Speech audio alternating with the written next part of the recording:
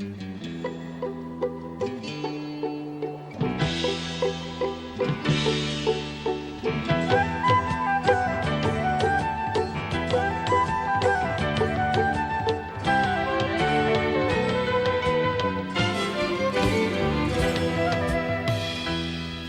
you for joining us.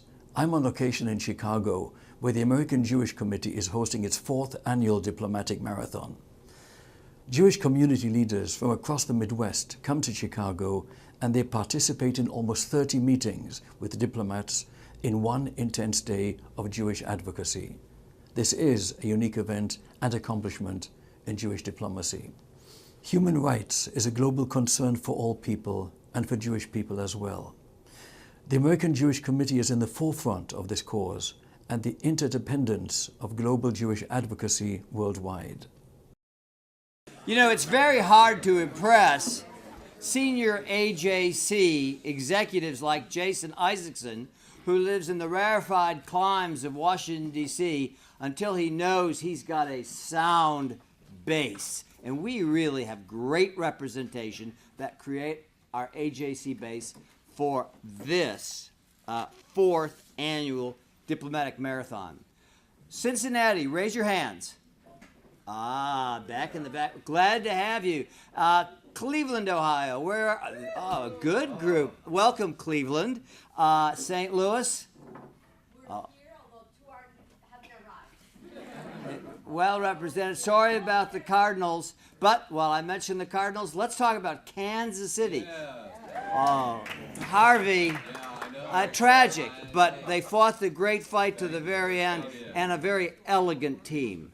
Probably the most sportsmanlike team in the major leagues. We'll talk about it later. But Detroit, you guys are tough. I mean, other than Chicago and Cincinnati, we really had some great teams here. But this is not about baseball. This is about the... Now, who are they?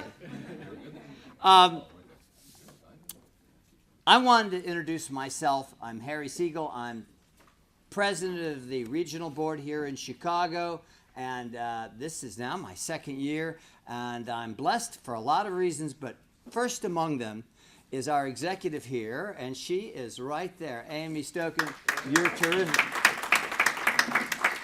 We have fabulous volunteers, and not the least of which is Ken Ulrich. Ken is our host today, and this is his firm, which he's a partner, and I admire his bravery. 1, practicing law in this town, you need sharp elbows, and 2, he's going to be having a procedure today. We won't go in great detail, but we all wish you... Yes, we won't go into great detail. Harry, this is too much information. TMI, good point. I just want to hit 3 and 4 important issues that we want to be thinking about during the marathon today as we're talking to consuls from various countries. 1, BDS. That's an insidious movement. I don't need to tell you one thing about it, but it's an issue that you need to make sure is on their radar screen so that they understand what the real agenda is there and that it's going to arise in places that they would normally assume as somewhat benign, i.e. universities. 2, the growing anti-Semitism worldwide. That cannot be stressed enough because too often, like ourselves, they come from cultures where they don't see it, and they don't see how manifest it's become in Europe. The Iran nuclear threat. I'm not too optimistic about any happy talk with détente with Iran. The fact of the matter is they continue to be an existential threat to Eretz Yisrael and the entire Mideast. And finally, as I say Eretz Yisrael, we should always remind them that Israel is the steadfast democratic partner of the United States and the free world in the Middle East, and they need our abiding support. Thank you all for coming.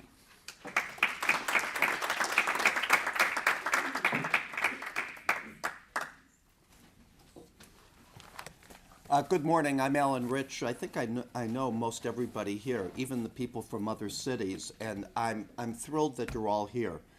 There's nothing more important than we can do than these sorts of diplomatic marathons. It gives us an opportunity to raise issues with Consuls General from all over the world on issues of not only importance to the Jewish people or the State of Israel, but globally.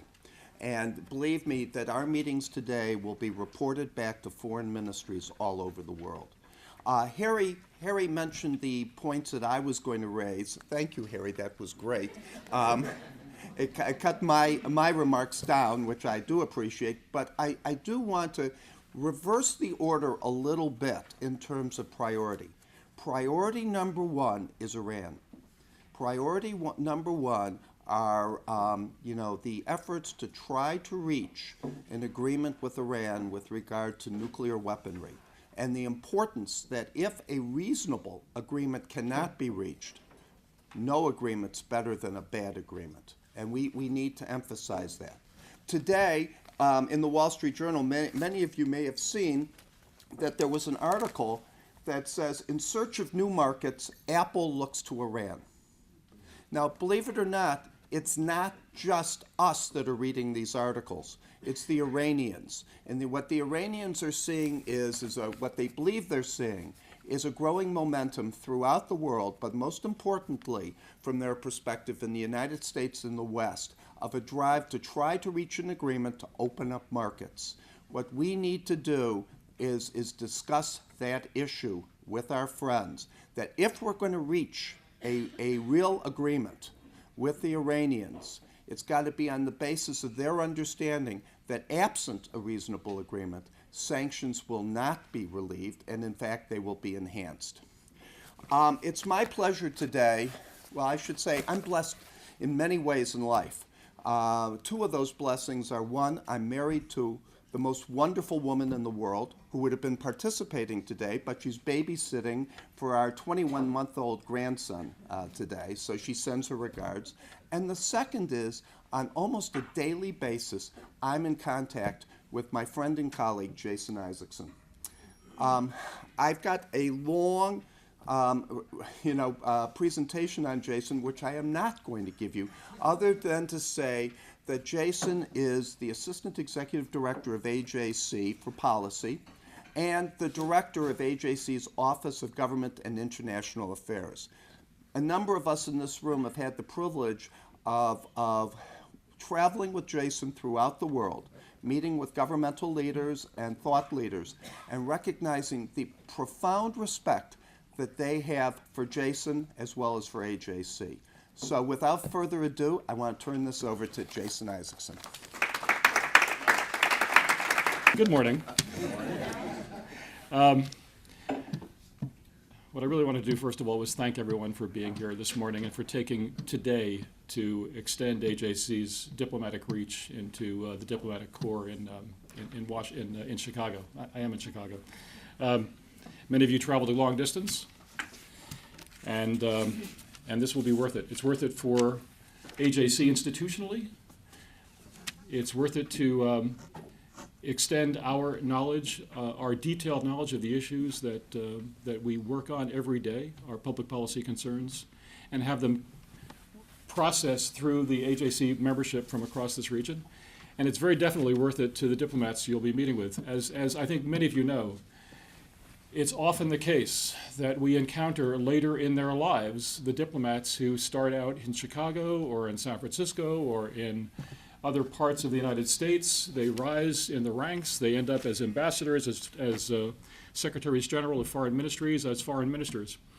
AJC tries to meet them at various points in their careers, and your encounters with them today and next year at this time and in other diplomatic marathons that take place around the United States, because we have other regional diplomatic marathons that we are conducting, in addition to the one that we do in New York in September, all build on the network of contacts that we have gained in foreign ministries and in governments around the world. So thank you for playing that important part in extending AJC's network throughout foreign ministries around the world. I could talk about the issues that we are going to be dealing with. I think I'd rather do that in a Q&A format. You've got a lot of materials in front of you, our talking points. You know our core concerns. As Alan said, Iran's nuclear quest is our #1 policy priority. It has been for years. Lately, I would say in the last 4 or 5 months, we have increasingly focused attention and devoted staff resources and lay resources to the effort to raise awareness of the threat to Jewish communities in Europe, especially the threat of rising anti-Semitism. It's an issue that will also be very much dealt with when we're meeting in Los Angeles this coming weekend for the Board of Governors Institute. AJC has recently added a member of our staff in Europe, our director of the European Office on Anti-Semitism, Stefan Kramer. I don't know that Stefan has been to Chicago yet, but I'm sure he will be. He's been touring the country actually on his way to the Board Institute in Los Angeles. But it's Stefan's responsibility, along with my colleague Andy Baker in Washington and a number of our, all of our European directors, many of whom who will be with us in LA, to bring to the attention of government officials across Europe and to the European Union institutions in general the importance of attacking anti-Semitism not as a threat to the Jewish communities of Europe, but as a threat to Europe, as a threat to European values, undermining the core values of Europe. And that's the words that we want to hear coming out of the mouths of European officials. We want to see the implementation of laws that have been put in place, anti-hate laws, laws that govern what you can and cannot say in terms of hate on the internet. There needs to be some new legislation. There needs to be especially enforcement of existing legislation. And definitely there needs to be an extension of security provisions for threatened Jewish communities. I think many of you have traveled to Europe and you've been to Shabbat services, I assume, in European countries and seen police cars parked outside. It's regrettable. It's necessary. Not everywhere, but in so many places, unfortunately, where there are Jewish communities, there are threats to those Jewish communities, and we're seeing this in increasing, with increasing frequency. So we want, in our conversations today with Consuls General, also, when you're talking to European Consuls General, to make sure that they are aware of our concern about the well-being of Jewish communities. We don't want to exaggerate. We don't want to say that the sky is falling, but there are real threats that are felt viscerally by our fellow Jews in Europe, and we want to make sure that they know that we here in the United States are concerned about that. So it's on Iran, it's on anti-Semitism, and then, of course, the Israel narrative, which has been an ongoing policy concern, focus of AJC, and especially now. You know, Alan and I were in Egypt last week for several days, and I wanted to spend a few minutes talking about that, but in AJC's diplomatic missions, we often find ourselves defending Israel, explaining Israel's right to defend itself. In Egypt, strangely, last week we did very little of that. We spent most of our time, I think, defending the United States. It was a peculiar turn of events. We found ourselves in a country that has a long-standing, very important strategic relationship with the United States. Of course, the U.S. has provided tens of billions of dollars of economic, mostly military aid to Egypt since the Camp David Accord. But we have encountered, of course, in the last 13 months, a real freeze in the relationship between Egypt and the United States based on the coup, or not exactly coup, or whatever you want to call it, that overthrew the government of President Morsi and put in place a military-backed government. Then there has been more recently an election to put that military leader in office permanently as president, maybe not permanently, but probably, Mr. El-Sisi.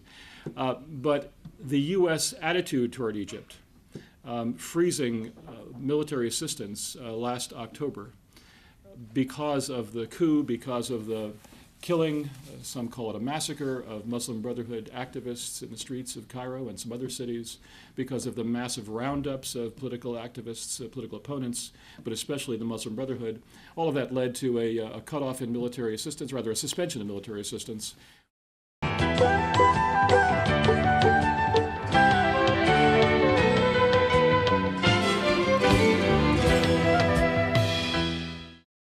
AJC is not advocating expanding beyond the footprint of existing Israeli population centers. But Israelis do live on the other side of the Green Line. Israelis do live across the Jerusalem municipal area, and will continue to. After any conceivable negotiated agreement with the Palestinians, there will be Israelis in what the Palestinians consider their territory. It's a fact of life. And it's normal. That the capital city of Israel will have Israelis living around it. So let's recognize that these are issues that are going to have to be resolved at the negotiating table, and Israelis are committed to resolving them at the negotiating table again and again. Israeli administrations have committed to doing that. And whatever you think about the settlement policy, it's not the problem. It is a factor. It will be a factor in negotiations, but it's not the reason why Mahmoud Abbas walked away from the peace process last spring. It's not the reason why the Arab states have continued to support resolutions that condemn Israel at the United Nations. It's accepting Israel's right to exist with any borders, in any dimension, in that part of the world. Anyway, good luck today, and thanks for letting me be part of this.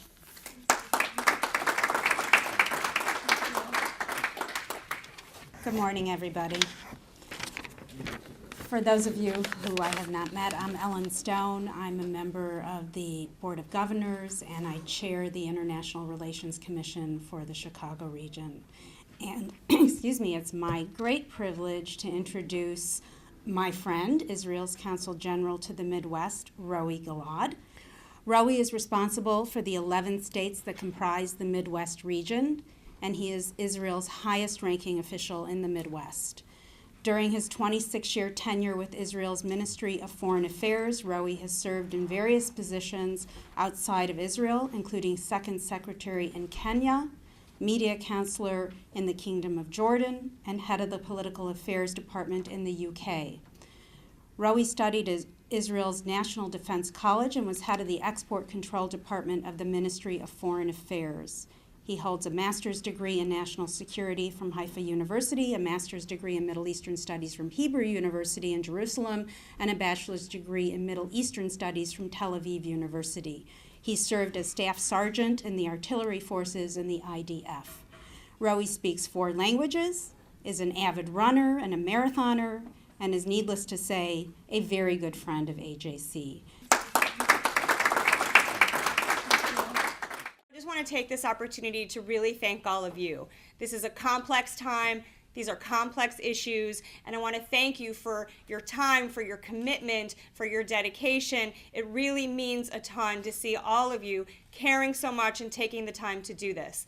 I also want to say I hope you also find this an opportunity to get to know each other, because this is a fantastic group coming from all over the Midwest with common values and common principles, and I really do hope you get to know each other. And included in that, I hope you also get to meet and get to know my regional colleagues. And with that, I just want to quickly identify them so you know who they are and which area they represent. So a special welcome to Lisi Shapiro from Cleveland.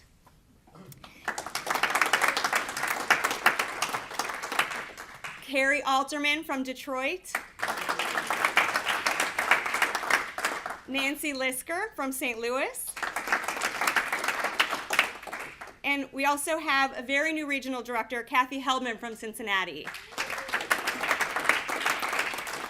Unfortunately, Marvin from Kansas City couldn't join us. We know he's with us in spirit. And also thank you to our Assistant Director of Regional Offices, Kim Kamen, who's here as well. With that, I hope everybody has a fantastic and productive day, and I want to turn this over to my colleague, Amy Miller, who's really been the backbone of this operation to get you going. So I want to echo everything everyone said. We're thrilled that you're here. We're so excited to welcome you and everyone. And with that, some less exciting wrap-ups that we need to do. When you're in your meeting, and I know that most of us were able to join in the call with Aaron, but he touched on how the flow of the meeting is supposed to go. And after we wrap up here, you'll have a few minutes to meet with your team. But I just wanted to emphasize a few important points that everyone should introduce themselves. When I was making these meetings, the Consuls General are very interested to know who you are. So please go around and make sure to introduce who you are and where you're from.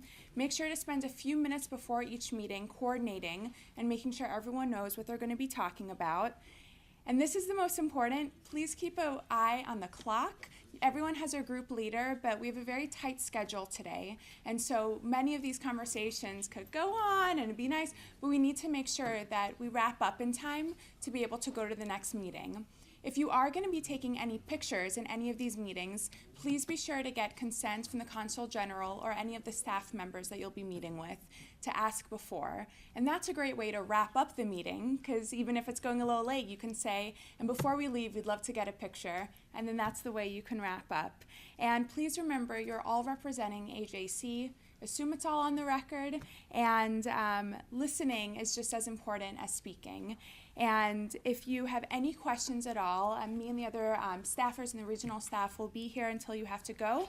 And on the last note, you've all received your schedules, but there are a few meetings that start early, so I wanted to make the note now so everyone can have the information. The Netherlands meeting, Group 2, raise your hand in Netherlands. You're meeting at 10:15 instead of 10:30, so that's important to know. And the Lithuania group, Group 7, also 10:15. And the other important note I want to make is that the Poland lunch will be at 11:30, so please note the earlier time. It will be at 11:30 and not noon. And if you have any questions at all, please don't hesitate to ask any of the staff. And we're thrilled that you're here, and this is the most important time to do this, so please have wonderful and successful meetings. This concludes our special program for today from On Location in Chicago for the AJC. I'm Richard Peretz. Thank you for being with us.